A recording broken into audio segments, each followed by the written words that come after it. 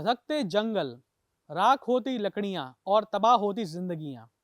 अब की बार 400 नहीं बल्कि 900 फायर इंसिडेंट्स रिपोर्ट हुए हैं। शहरों में बैठे हम लोगों को इस आग की भनक तक नहीं। जिसे हम देवभूमि कहते हैं, उसी उत्तराखंड को हम इंसानों ने बर्बाद कर दिया। नमस्कार, मैं ऋषभ शर्मा और आप देख रहे हैं द म्यूटेशन, आपकी अपनी आवाज। ये मंजर है उत्तराखंड के अल्मोड़ा और नैनीताल से लगे जंगलों का। 2 मई को यहाँ के जंगलों में आग लगी, जिसे अब तक बुझाया नहीं जा सका है। 13 जून को इस आग को बुझाने गए फॉरेस्ट डिपार्टमेंट के 4 कर्मचारी झुलस गए और 4 ने अपनी जान गंवा दी। पिछले 52 दिनों में ये आग 13 लोगों की मौत की वजह बन चुकी है। वहीं पिछले 6 महीने में उत्तराखंड के जंगलों में आग लगने से करीब 998 घटनाएं सामने आई हैं, जिसमें 11,000 हेक्टेयर लैंड बर्बाद हो चुका है। आइए जानते हैं आखिर उत्तराखंड के जंगलों में हर साल आग क्यों लगती है, अब सरकार आग बुझाने के लिए क्या प्रयास कर रही है और जंगलों में आग लगने की वजह क्या है। सब जानेंगे इस रिपोर्ट में, तो बने रहिए अंत तक। उत्तराखंड के पहाड़ों पर लगी भयानक जंगली आग के लगने की कई वजह हो सकती हैं, जैसे कचरा जलना, सिगरेट के टुकड़े फेंकना, लेकिन सबसे ज्यादा खतरनाक यहाँ मौजूद चीड़ के पेड़ यानी पाइन ट्रीज के जंगल। उत्तराखंड के जंगल में 16% इलाका इन्हीं पेड़ों का है। पिछले 300 सालों में ये खतरनाक सुंदरता वाले चीड़ के पेड़ उत्तराखंड को नुकसान पहुंचा रहे हैं। IIT रुड़की की स्टडी में हैरान करने वाला खुलासा सामने आया है। टिम्बर की लालच में अंग्रेजों ने चीड़ और देवदार के जंगल लगाए। इसमें उत्तराखंड के जंगलों का वेजिटेशन मिक्स हो गया, जिसके बाद सरकारों ने इसे सुधारने की कोशिश भी नहीं करी।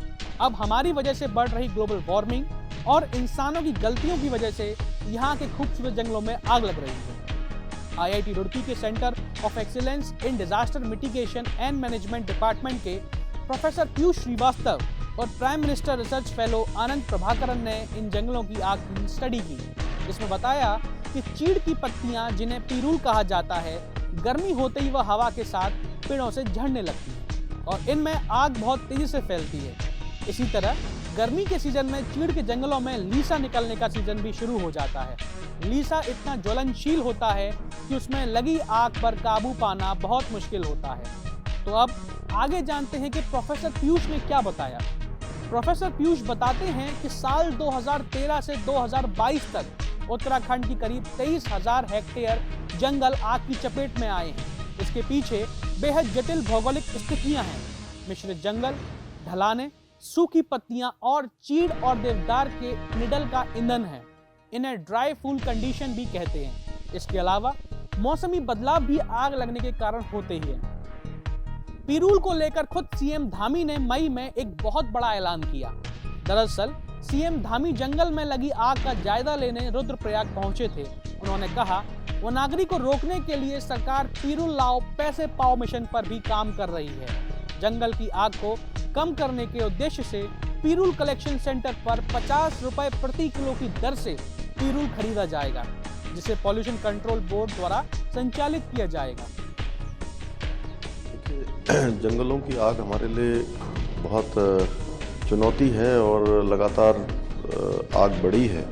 उसको लेकर हम लगातार तैयारी भी कर रहे हैं। लगातार जो ज़रूरत की चीज़ें हैं उसके लिए भी काम कर रहे हैं। सेना से भी हमने मदद मांगी है। सेना के हेलीकॉप्टर भी आज पानी डाल रहे हैं और भी मैं भी आज हल्द्वानी में भी अभी इस पर मैं मीटिंग करने वाला हूँ। कल यहाँ देहरादून में भी करी है। हमारा हर प्रयास रहेगा कि जल्दी जल्दी इस आग पर काबू पाया जाए। हम इसके लिए काम कर रहे हैं। सेना के हेलीकॉप्टर भी लगाए गए? हाँ, सेना के लोगों से मदद मांगी है। आज सेना के हेलीकॉप्टर भी इस काम में कर रहे हैं। वहीं अगर मौसम की बात करें तो इस बार प्री मानसून सीजन में वेस्टर्न डिस्टर्बेंस की घटनाएं कम हुई हैं। बर्फबारी भी कम हुई है। बारिश के कोई आसार तक नहीं। आमतौर पर इस सीजन में डिस्टर्बेंस की 15 से 20 घटनाएं सामने आती हैं, लेकिन इस बार सिर्फ 7 से 8 बार ही हुई। इससे बारिश का नामो निशान तक नहीं। सतह में नमी बची नहीं है। जंगल में सर्दियां में बिल्कुल सूखे पड़े हैं। किसने लगाई जंगल में ये भयानक आग? वैज्ञानिकों की माने तो उन्हें पूरा भरोसा है कि इस आग के कारण मौसमी हो सकते हैं, लेकिन हो सकता है कि ये आग इंसानों द्वारा गलती से या फिर जानबूझकर लगाई गई है, जो अब फैलती चली जा रही है। जंगल की आग के 95% मामलों में इंसानी गतिविधियां ही मुख्य वजह होती हैं। किसी ने बीड़ी पीकर फेंक दिया, पत्ता या कूड़ा जला दिया।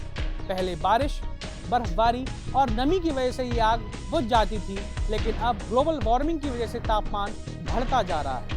अल नीनो का भी असर है, इसलिए जरा सी चिंगारी पूरे जंगल को खाक करने की ताकत रखती है। आइए अब सुनते हैं डिस्ट्रिक्ट फॉरेस्ट ऑफिसर ने इस आग लगने के मामले पर क्या कहा। So afternoon we got an information from FSI alert that my staff is complaining about irritation in their eyes. Right now we have 30 active fires across the district. This is one team in the range, and we have 6 more teams in the range which are dousing fires. 62-year-old man was attacked by a leopard, and this is probably because there was a huge forest fire in the adjoining forest area. और वहां के लोगों ने जो पीड़ित है, जिनके घर जल गए हैं, उन लोगों ने इस मामले पर अपनी क्या बात रखी। भयानक लपटे आए, वो तो हमने देखा ही नहीं। ऐसे भंवर बना, ऐसे गोल गोल भंवर बन के नीचे गया, नीचे से आके लपटे ऊपर आई। तो आके लपटे ऊपर आई तो एक औरत भाग के आई। मतलब शरीर में कुछ वस्त्र भी नहीं थे, वो कुछ भी नहीं था। शायद एक सर में था या कमर में ऐसी चुन्नी लपेटी हुई होती है ना, कमर बांधा हुआ होता है, तो कमर में वही थी। तो उसके बाद वो कह रही थी, आंटी पानी डालो, पानी डालो, पानी डालो।